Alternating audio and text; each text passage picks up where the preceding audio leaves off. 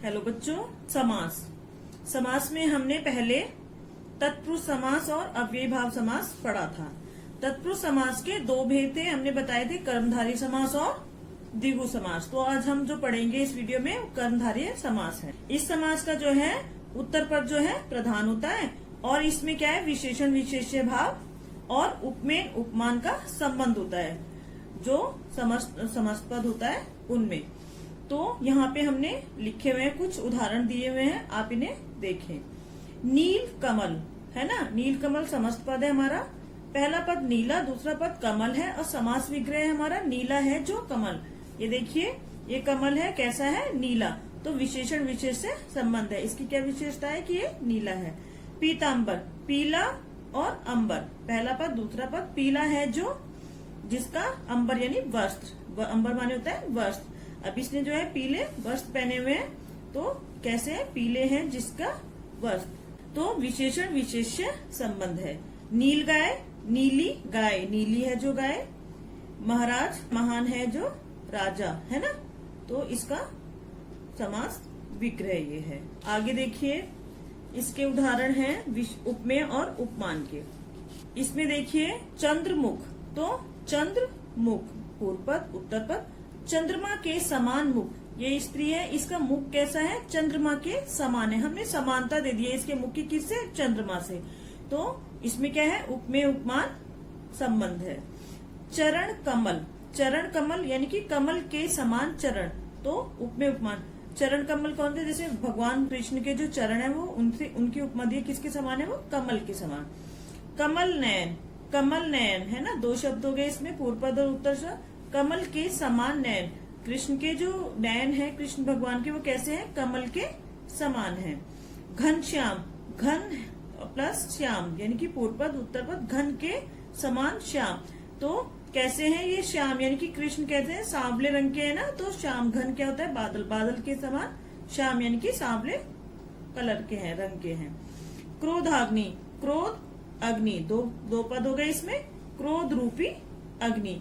तो इन सभी उदाहरणों में उपमेय उपमान का संबंध है। पहले में विशेष्य विशेषण का संबंध था। तो ये हमारा कर्मधारय समास। अगला है हमारा द्विगु समास। इसमें द्विगु समास में क्या होता है, इसका जो पूर्व पद होता है वो संख्यावाची होता है। पूर्व पद यानी पहला पद जो होगा, ये देखिए सारी काउंटिंग सारी है, संख्यावाची होता है। तो इसका समास पद है तिरंगा। तीन रंग है जिसमें, तो तीन रंगों का समाहार। तो तीन रंगों का समाहार इस तिरंगे में है, ये आपको दिखाई दे रहा है यहाँ पे। तो ये क्या है, तिरंगा। त्रिकोण, त्रिकोण क्या है, तीन कोण है ना, दो पद हो गए इसमें, तीन कोणों का समूह। ये आप मैथ में भी पढ़ते हैं त्रिकोण, ठीक है। तो तीन कोणों का समूह। चौराहा, चार राह है ना, जिसकी चार राहें हैं, चार राहों का समूह। तो देखिए ये चार राहें इधर से उधर जा रही है, तो इसे कहते हैं हम चौराहा। अगला है हमारा सप्ताह। सप्ताह में कितने दिन होते हैं, 7। तो 7 दिन, 7 दिनों का समूह। नवरात्र, 9 रात है ना, 9 रात जिसमें नवरात्रे होते हैं, सबको पता है। 9 रातों का समूह। नवग्रह, 9 ग्रह, 9 ग्रहों का समूह है ना। ग्रह तो आपको पता ही है सारे, तो उन 9 ग्रहों का समूह। तो आप ये देख रहे हैं इसमें काउंटिंग्स आई है, तो इसका पहला पद जो होता है, पूर्व पद होता है, संख्यावाची होता है, वो द्विगु समास होता है। अगला है हमारा द्वंद्व समास। द्वंद्व समास में क्या होता है कि ये जो द्वंद्व समास होता है, इस समास में दोनों पद प्रधान होते हैं, है ना, दोनों पद प्रधान होते हैं और इनके दोनों पद योजक चिन्ह है ना, ये जो योजक चिन्ह है इसके द्वारा जुड़े होते हैं। और इसमें जब हम समास विग्रह करते हैं तो इसमें जो बीच में जो है समुच्चय बोधक चिन्ह का प्रयोग किया जाता है। समुच्चय बोधक चिन्ह ये और जो है, ठीक है। तो द्वंद्व समास में जैसे यहाँ पे देखिए, माता पिता, माता पिता पहला पद दूसरा पद, माता और पिता। राधा कृष्ण, राधा कृष्ण, राधा और कृष्ण। दादी दादा दादी, दादा और दादी, ये देखिए दादा दादी।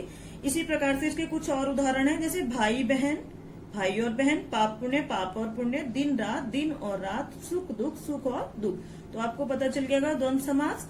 तो इसमें बीच में समुच्चय बोधक चिन्ह लगता है और इसके जो बीच में समस्त पद में योजक चिन्ह होता है। जब हम समास विग्रह करते हैं तो समुच्चय बोधक चिन्ह से इसको अलग करते हैं। बहुब्रीहि समास, इस समास में दोनों पद, पूर्व पद और उत्तर पद, दोनों पद क्या है, गौण होते हैं और ये दोनों पद मिलकर किसी अन्य की ओर संकेत करते हैं, यानी अन्य पद की ओर संकेत करते हैं। जैसे लंबोदर, लंबा उदर, लंबा है उदर जिसका अर्थात कौन, गणेश जी। दशानन, 10 है आनंद, 10 है मुख जिसके अर्थात रावण। आनंद मीन्स होता है मुख। रावण के 10 सिर होते हैं ना, ये देखिए ये रावण दिखाई दे रहा है, इसके 10 सिर हैं तो इसको बोलते हैं दशानन, है ना, तो अर्थात कौन, रावण। नीलकंठ, नीला कंठ, है ना, नीला कंठ पहला पद और दूसरा पद, नीला है कंठ जिसका अर्थात कौन, शिव। ये देखिए शिव है, शिव का कंठ कैसा होता है, नीला होता है।